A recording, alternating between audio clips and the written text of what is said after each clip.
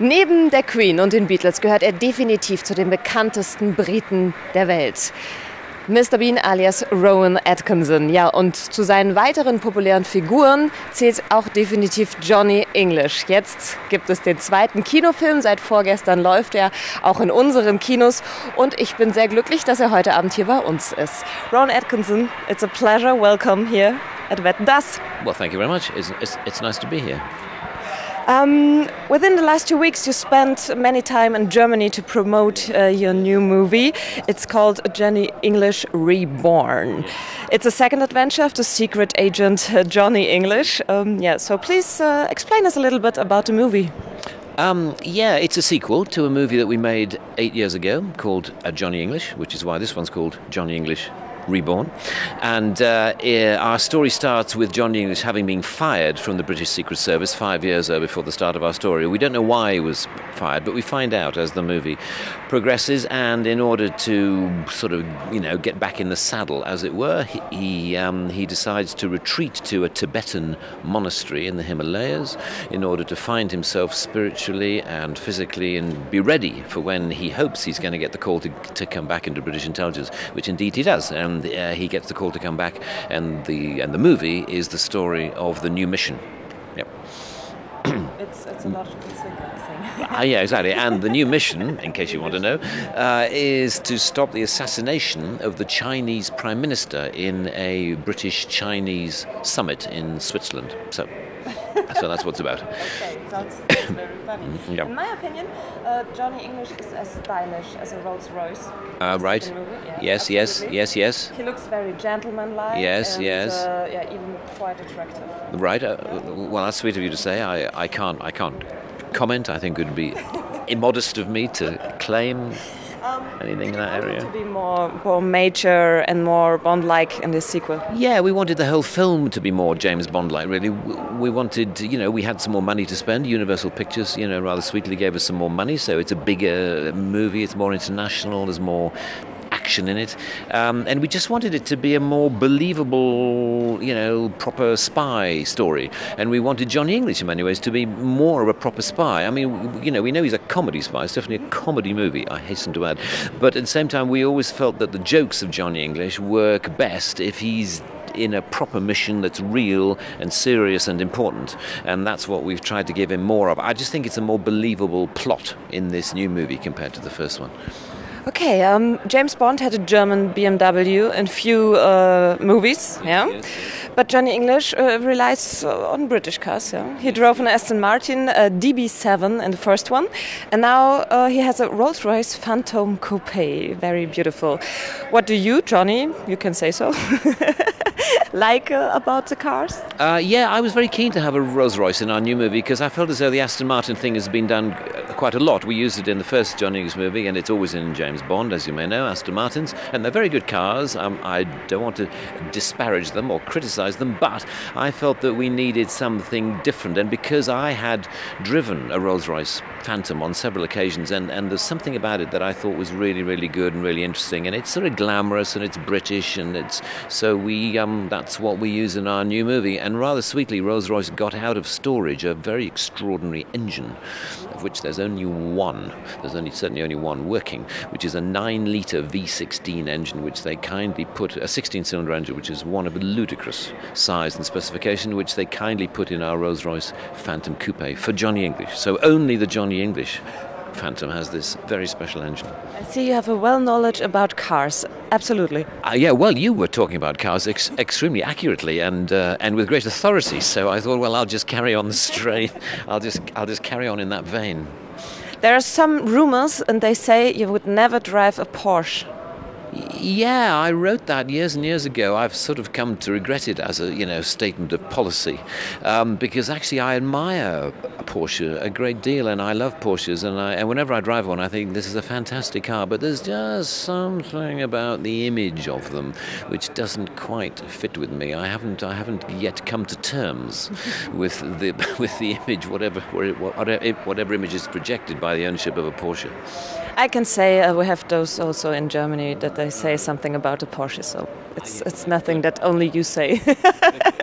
I'm so glad that I'm not alone. No, you aren't. In Wetten, dass, now here, you share the sofa with Michael Bulli Herbig. He's our famous and most successful comedian. Have you ever heard about him? I'm afraid I haven't, and I'm often asked this when I come to Germany. I say, do you know any German comedians? And I have to say, I'm afraid I have to answer the question truthfully, which is to say, not really, no. So we have to do something against this. Yes, exactly. Yeah, no, I would like to get to know them more, but it's a lingual thing, isn't it? It's a language barrier. That's the problem. Could you find any traces of German humor that, according to many people, does not exist at all? I think German people are very funny. You're very dry. You're very sort of wry and ironic, I think, in a lot of your humor. And I love Thomas. I love, Herr Gottschalk is I've been on this show 3 times now, and every time I'm always delighted and amazed at just how naturally funny and able he is. So no, I think Germans do have a sense of humor. That's my personal opinion. We like this opinion. Okay, let's go back to Johnny English. The new movies of James Bond with Daniel Craig now, they're a little bit more harder, more serious, and more authentic. In what way did your parody, Johnny English Reborn, have to react to this new mood in the Bond movies? Maybe you did? I think you always react subconsciously to these things. I mean, we are definitely in the world of James Bond. If James Bond hadn't existed, then Johnny English would not exist. So we're definitely in the same world. But at the same time, what's quite good about the Jason Bourne movies and James Bond moving into a more serious area is, of course, it's vacated the area of comedy spy movies, because actually James Bond movies used to have more comedy in them than they now do. So I feel as though they've kind of vacated a space that we can now inhabit. And I feel as though there's a big audience out there for spy movies that have got a bit of wit and a few jokes in them. So we hope to fill that space. I think it's a big chance, because maybe it's a pity that it's not in the James Bond movies yet. Yes, I know. Well, I mean, to a certain extent, you've got to play to your strengths. And Daniel Craig is extremely good and strong as a serious, strong spy. And of course, it's slightly more how James Bond used to be. And it was with Roger Moore and people like that it started to get perhaps a bit too comic. But anyways, they've decided to go in completely the opposite direction. And it seems to be working for them. So. Okay, we must not tell the end of the movie now, but I can say that the Queen has a close encounter with Johnny English. Did the royal family or their loyal fans ever react to Johnny English's way of dealing with the monarchy? I don't know. I've never spoken to them about it myself. I've been making jokes about the Queen for 35 years, and what's so fantastic is that she's still there. She's still there to make jokes about, and she's always tremendously stoic and totally admirable in what she does and the way she does it. So I personally, believe it or not, have complete respect for her. But at the same time, she represents a convention of behaviour that it's very easy to make jokes about, and that's what I continue to do. And there is one very particular scene, as you point out, in Johnny English Reborn, when the Queen definitely comes off worse.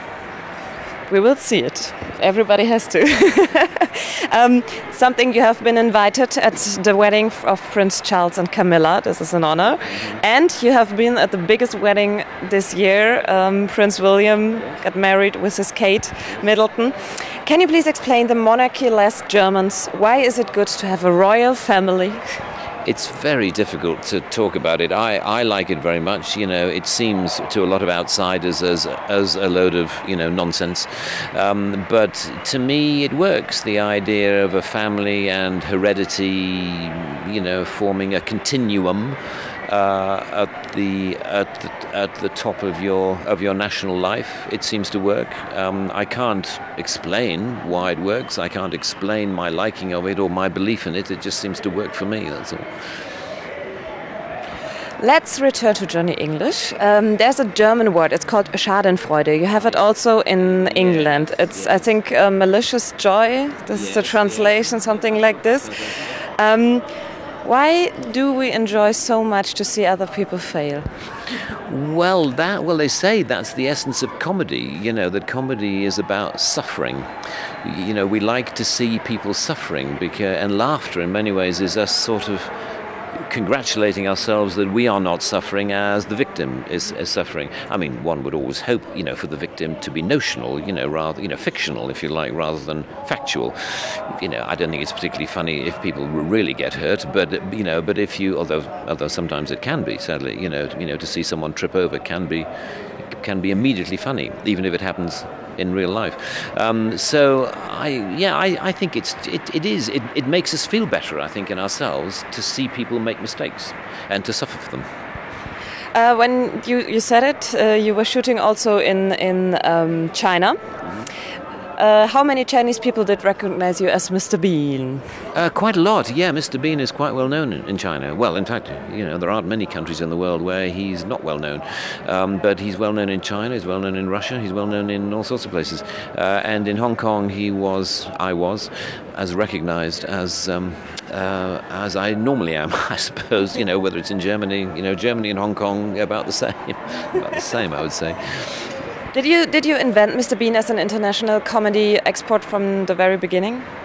I think so, slightly. Yes, it was self-consciously so. I think it was after I had a trip to Venice with a friend in, when was that, in the mid-'80s, and I just remember seeing all these music people like Phil Collins or Daniel Barenboim or whoever they were, whether they were classical or pop musicians. And it's very interesting how musicians assume they have an international audience because music is international. And I thought how odd that comedy doesn't have that presumption of internationalism. We just assume that comedy is going to work in our own country and it won't work outside. And I felt in Mr. Bean, I mean, not that he was called Mr. Bean at the time, he didn't have a name at all. But anyway, this comedy character that myself and Richard Curtis had created, I thought that he had the potential to be acceptable and understood beyond Great Britain. And so it has turned out to be. In the end, Mr. Bean has worked well on the international stage. So it was a semi-conscious decision to try to make an internationally acceptable character. And so far so good, yes. So good. But he announced in a former interview that Mr. Bean might never return. What can we do? Nothing, I don't think. I'm afraid I don't think he will. Yeah, I just don't want to see him getting old. That's what I feel about him. He's been very good to me, and I'm so pleased that he's worked as well as he has. But I don't feel the need to do him any longer. Yeah, I like to remember him as he was 5 years ago or 10 years ago. Okay. You're in the comedy business for, I think, over 25 years now. And in what way do you think that the business, the comedians, and also the audience change in the time? I don't know. They've changed a bit. I mean, changes happen, and you adapt to them, don't you? But you're not aware. You don't write them down. You don't analyze how things have changed. You just naturally go with the flow. And I'm well aware that comedy has changed a bit. I mean, there are certain things you wouldn't make jokes about then, which you can make jokes about now, and sometimes the other way around. Things you could make jokes about then and can't make jokes about now. So it's a constantly changing thing. I mean, in Britain, probably the biggest change is the advance of stand-up comedy, which was very, very small 30 years ago when I was first starting out. It was really nothing. Acted comedy, character comedy, if you like, rather than stand-up comedy was the thing. Yeah. But I think the real home is a theater stage for you, maybe. 2009, you turned in a musical. It's called Oliver. Are there any future plans to go back on stage in the theater? Yes, I think that's probably the next thing I'm going to do, actually, at the end of next year, is a play. Is a play in London, yeah. Maybe you write a musical, Mr. Bean the musical?